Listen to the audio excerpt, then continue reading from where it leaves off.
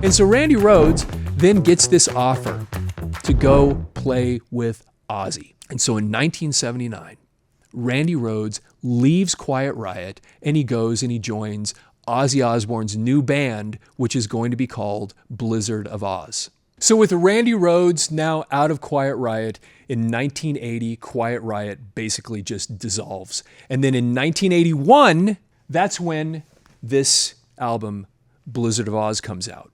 And who's on Blizzard of Ozz? Well, at least I should qualify that. In 1981, Blizzard of Ozz gets released in the United States in March of 1981. It had been out for a while in Britain, but it was released in the United States in March of 81. And look who's on this album. Obviously Ozzy. There's Randy Rhoads, who had left, again, Quiet Riot back in 1979. There is Bob Daisley playing bass, and Lee Kerslake is somewhere back there in the back playing drums. You can see them listed right there. Now, this same time, when this gets released, when this album is released in the United States, Bob Daisley and Lee Kerslake are unceremoniously dismissed from this band. They've already recorded the next album. And who do they bring in to play with Ozzy? Rudy Sarzo. But this album's already been recorded. Now, this is what's so fascinating about this. So Rudy Sarzo joins with Ozzy in March of 1981. This album is already in the can. They released this album in November of that same year. Now check this out, if you didn't know this.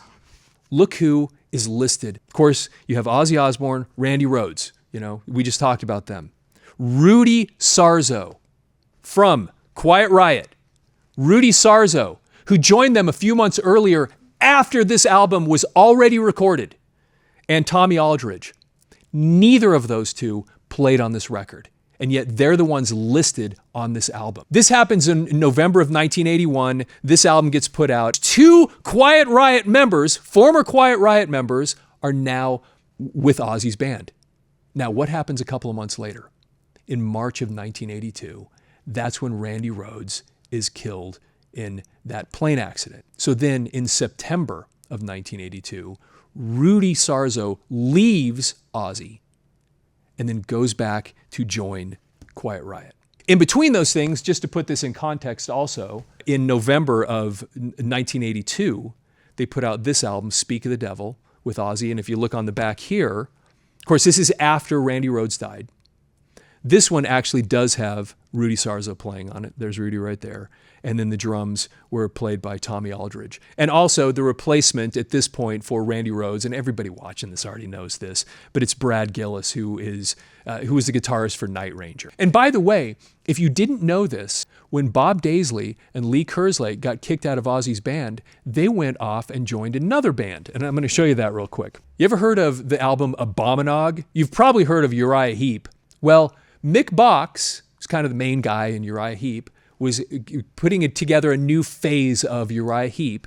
And if you look on the back of the album right here, you will see Lee Kerslake played drums on those first two Ozzy albums.